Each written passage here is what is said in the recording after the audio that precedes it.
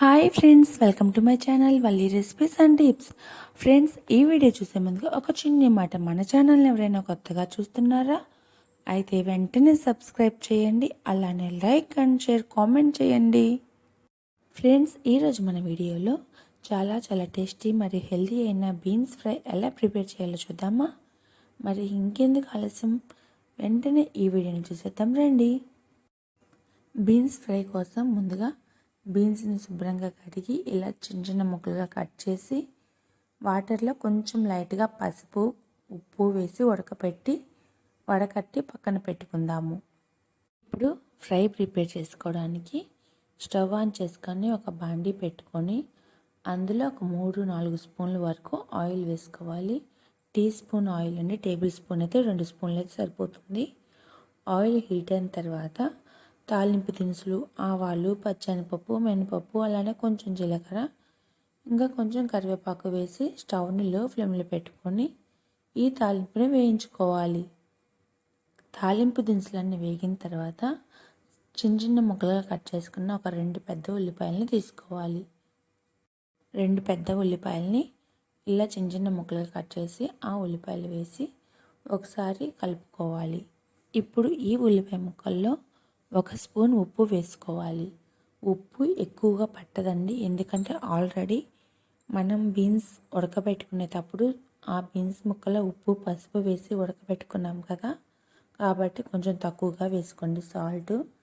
Salt వేసి ఉల్లిపాయ ముక్కలు పచ్చివాసన పోయేంత వరకు వేయించుకున్న తర్వాత 1 స్పూన్ అల్లం చిన్నులపాయ పేస్ట్ వేసి అల్లం చిన్నులపాయ పేస్ట్ కూడా పచ్చివాసన పోయేంత వరకు స్టవ్ని లో ఫ్లేమ్లో పెట్టుకొని వేయించుకుందాము.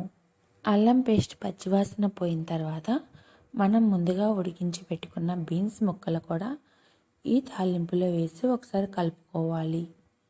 ఈ బీన్స్ ముక్కల్ని సిమ్లో పెట్టుకొని వేయించుకుందాము. ఈ బీన్స్ ముక్కలు ఫ్రై అయ్యేలోపు మనం ఇందులోకి కారాన్ని ప్రిపేర్ చేసుకుందామా.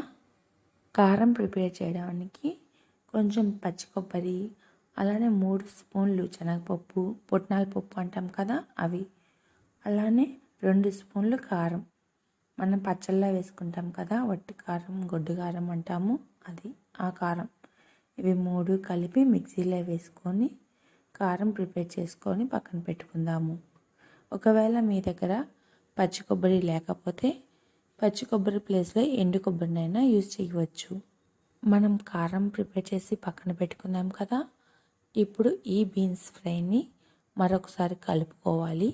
స్టవ్ని లో టు మీడియం ఫ్లేమ్లో పెట్టుకొని ఈ బీన్స్ ఫ్రైని ప్రిపేర్ చేసుకోవాలి.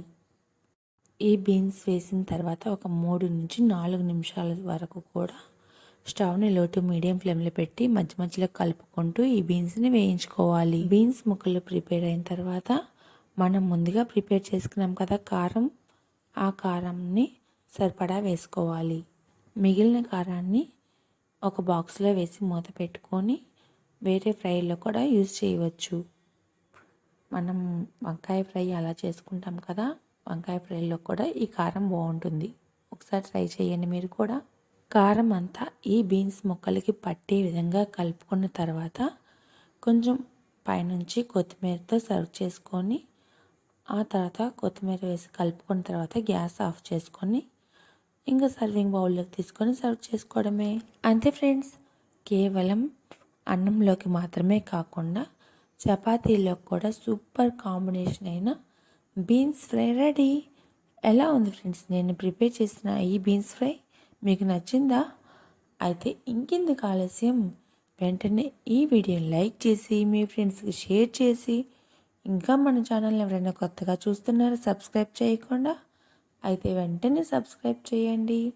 Thank you for watching.